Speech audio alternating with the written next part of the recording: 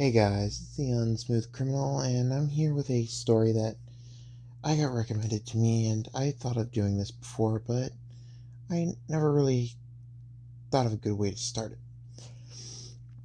And I couldn't really choose a picture to go with, so I had my Discord choose for me. And I would have preferred a different one, I'll show you quickly. I would have preferred this one, but you guys chose a different one.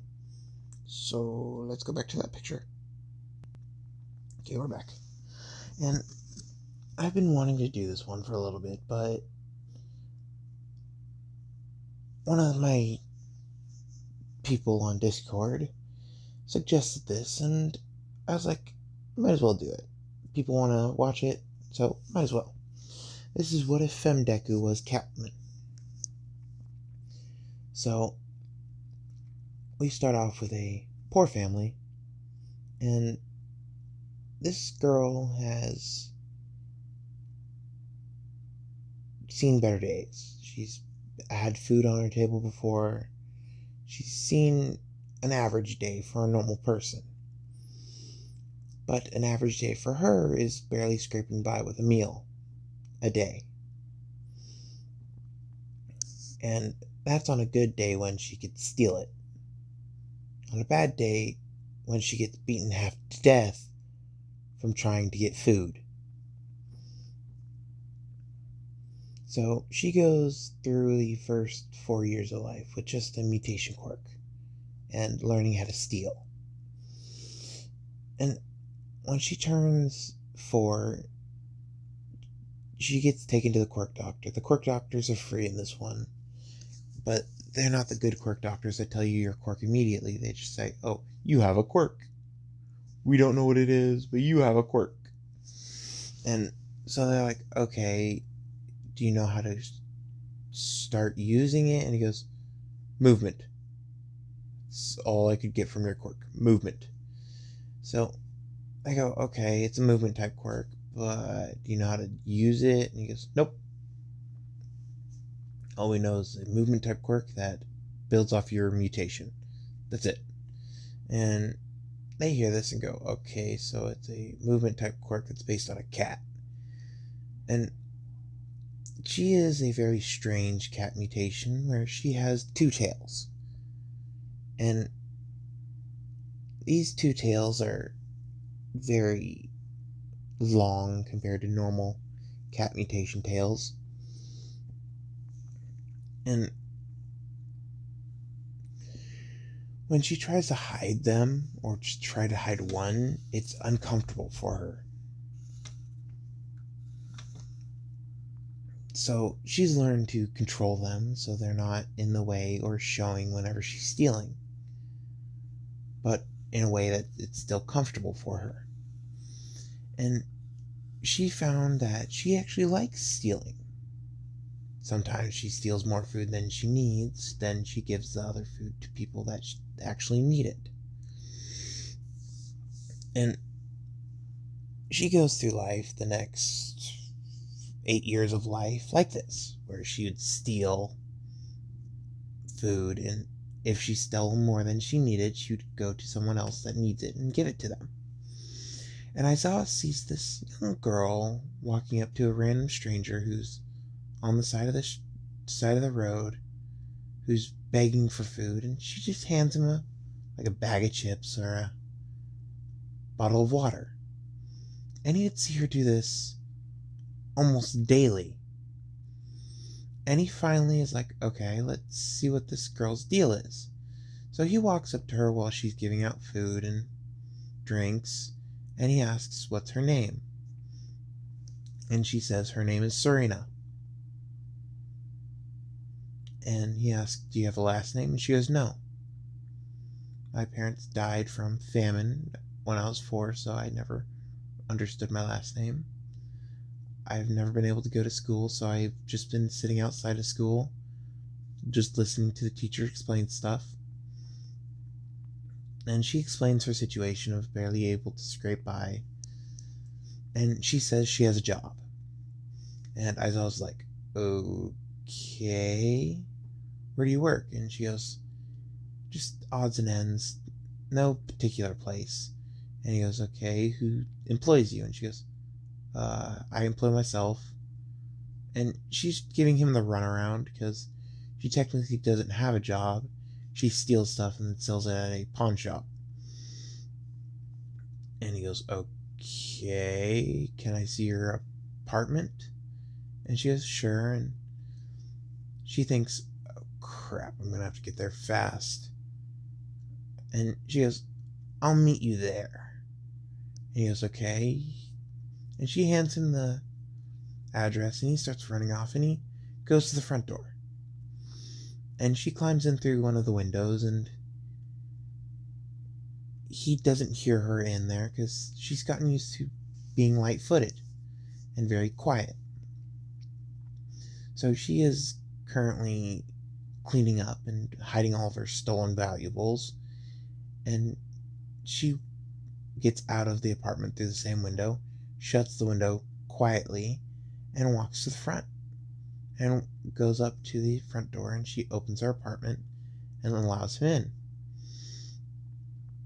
And she sees something that she forgot to pick up. A Rolex. She forgot to pick up a damn Rolex that's on her counter. So she runs over and leans over the Rolex. And she's like, so? Is this good enough for a young girl like me to live in? And he goes, it's a little too good.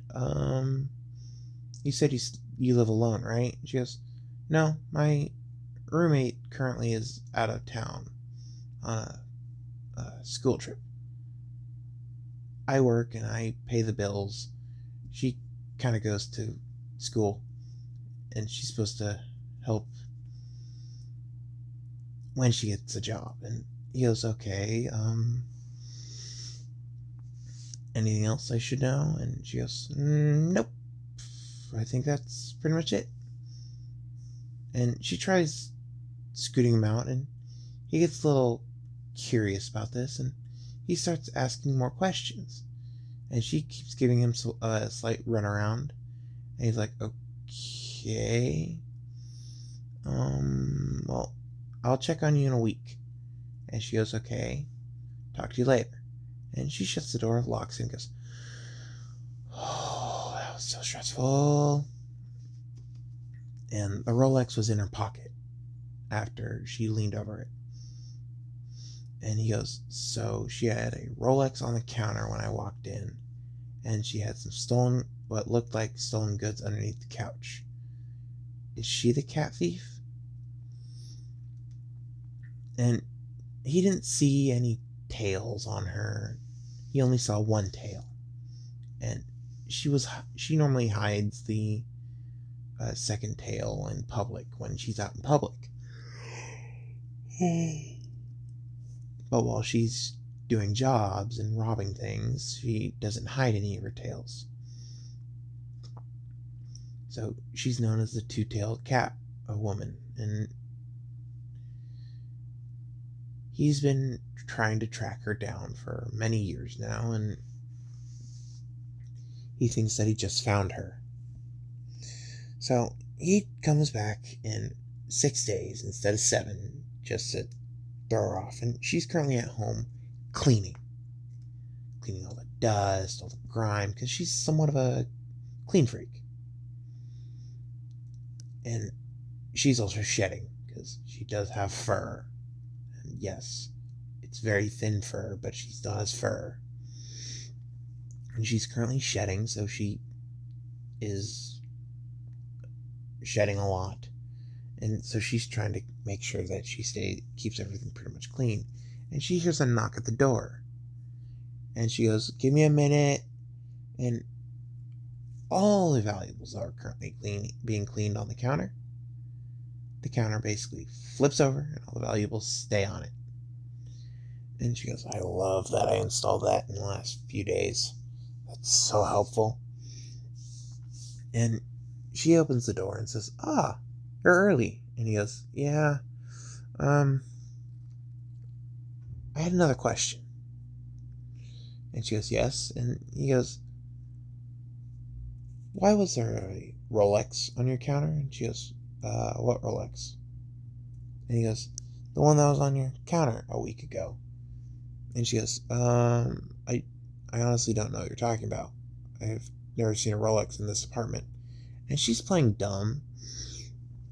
And he goes, okay, so you wouldn't mind me checking out your counter? And she goes, no, not at all.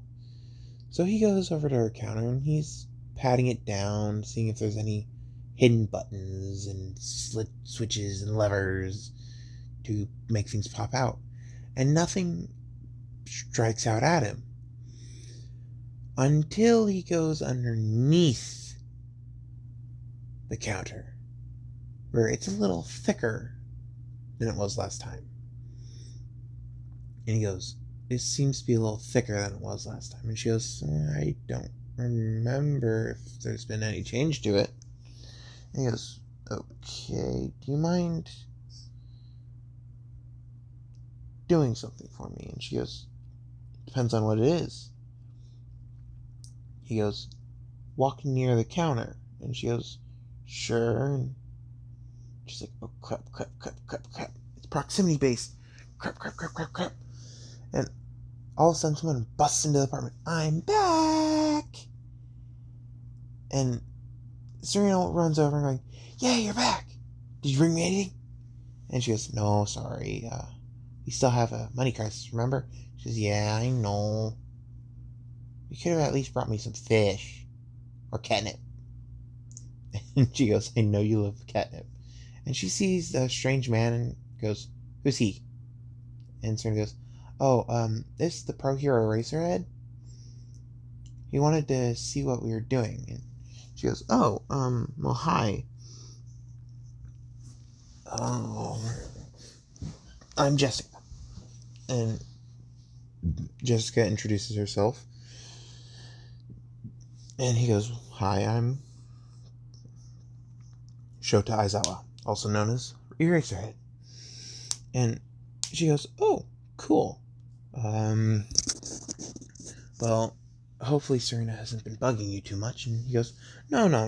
I just wanted to make sure that some lovely ladies like you guys, and young ones at that, are making sure that they're eating and living properly. And she goes, well, Serena normally keeps everything clean, and she brings in enough money, just enough to keep the lights on and the power on.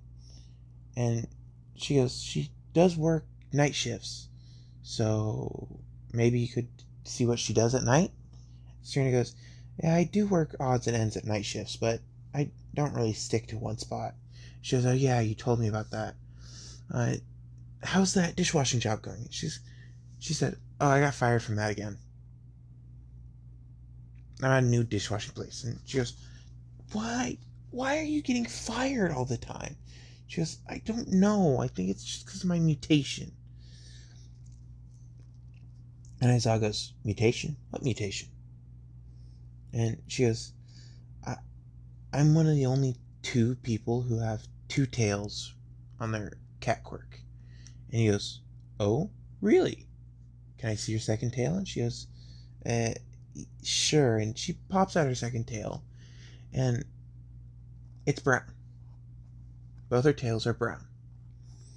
And he goes, okay. And he's very suspicious about her, because it took her a second to pop out the second tail. It wasn't immediate. And he goes, okay, so... okay.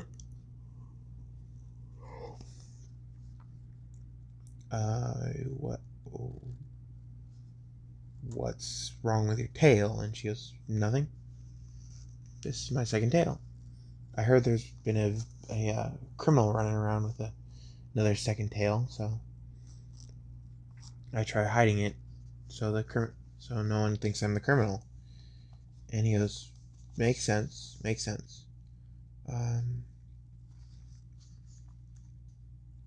But why does your hair and ears not match your tails? And she goes, oh, I was born this way. I don't know. And he goes, interesting. normally your tails would match your ears. And she goes, yeah, normally. Well, my father had a cat quirk, and my mother also had a cat quirk, so I don't know.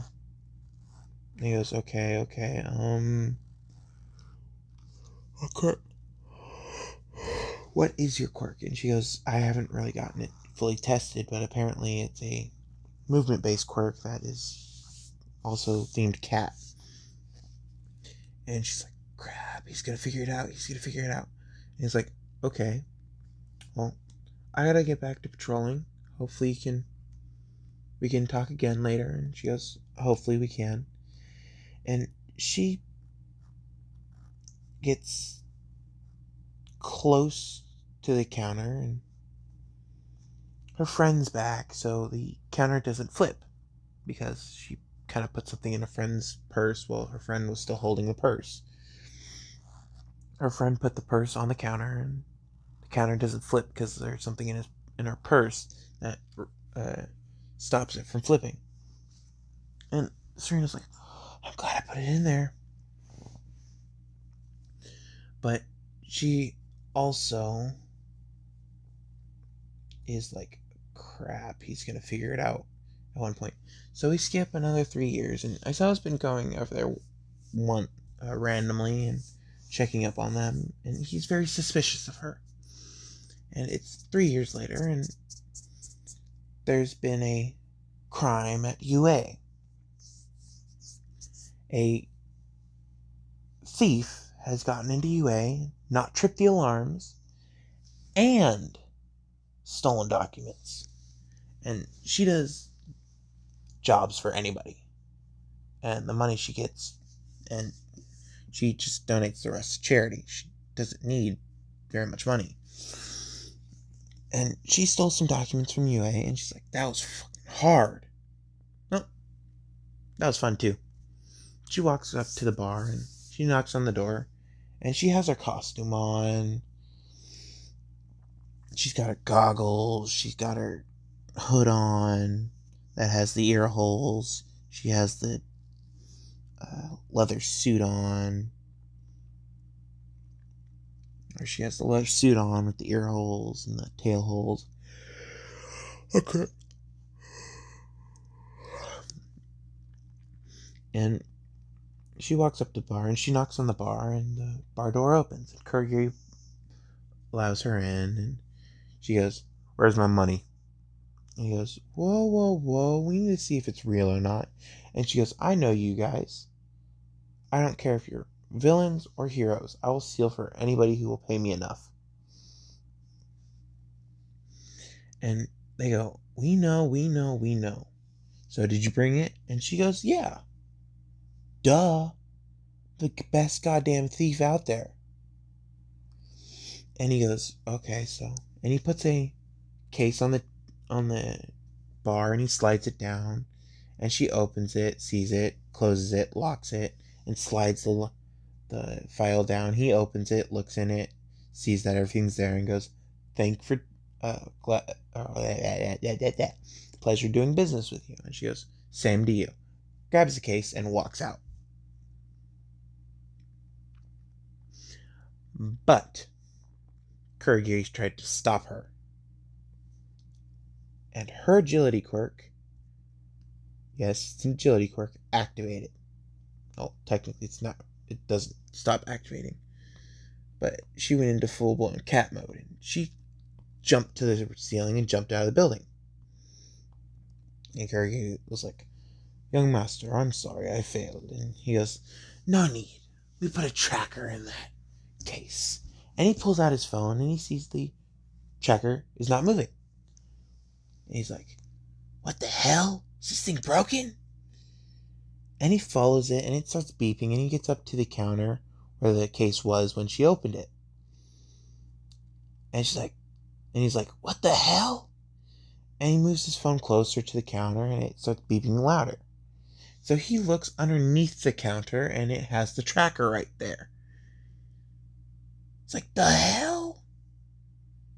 And Kurogiri's like, young master, I'm sorry, I failed. And he goes, shut up, Kurogiri, I'm thinking. And I'm going to end it here. If you guys like this episode, they're going to be small episodes, but they're going to be very informational and lively. If you guys like this, I will hopefully make another part. I'm making the Wasp part 2 tomorrow. So, hopefully you guys enjoyed. Talk to you later. Bye!